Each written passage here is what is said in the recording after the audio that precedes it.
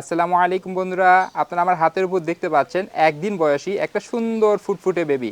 সে কত সৌভাগ্যশীল এবং তার পেটে আমি যদি আপনাকে দেখাই, দেখতে পাচ্ছেন তার পেট ভরা কিন্তু খাবার, তাদের বাবা মা তাদের খাবার খাইয়েছে। সো প্রথম দিন সব থেকে গুরুত্বপূর্ণ কবুতরের বাচ্চাদের জন্য, কারণ প্রথম দিনই কবুতরের বাচ্চাদের তার বাবা মা মানে তাদের খাবার খাওয়াইতে পারে না। বাট দেখতে পাচ্ছেন এই বাবুটা কত লাকি যে এর পেট ভরা খাবার, খুব সুন্দর তার খাবার তার বাবা মা খাইয়ে দিয়েছে। সো বন্ধুরা, সবার ভাগ্য কিন্তু এমনটা হয় না। আর একটা বাবু আপনি এখানে দেখতে পাচ্ছেন, এ যেহেতু গত রাতে হয়েছে আর আজকে বিকাল, এখন সন্ধ্যা লাগবে আর আধা ঘন্টা পর। দেখতে পাচ্ছেন এই বাবুটা মরে গেছে এবং প্রায়টা মানে গলা গলা অবস্থা প্রায়। দেখতে পাচ্ছেন অনেক মাছি এখানে চলে আসছে।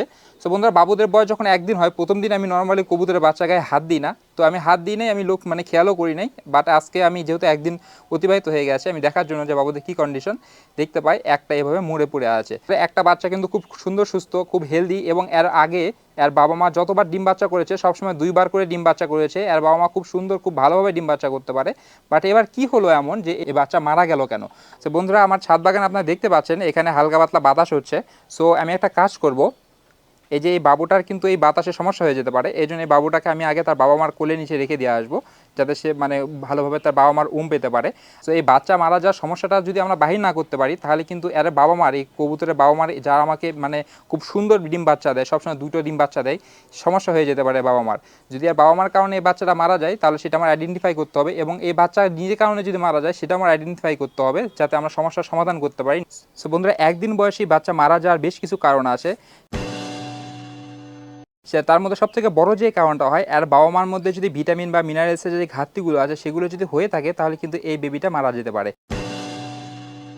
আর 2 নম্বর কারণ, একদিন বয়সী বাচ্চা অথবা ডিমের মধ্যে বাচ্চা মারা যাওয়ার কারণ হলো যে যখন আবহাওয়া বেশি ঠান্ডা থাকে অথবা আবহাওয়া বেশি গরম থাকে, এই সময়গুলোতে দেখা যায় যে বাবুগুলো মারা যায়। কারণ এই সময় তারা সঠিক তাপমাত্রা কিন্তু পায় না, এই জন্য যে বাচ্চা একটু উইক থাকে দেখা যায় যে তারা মারা যায়।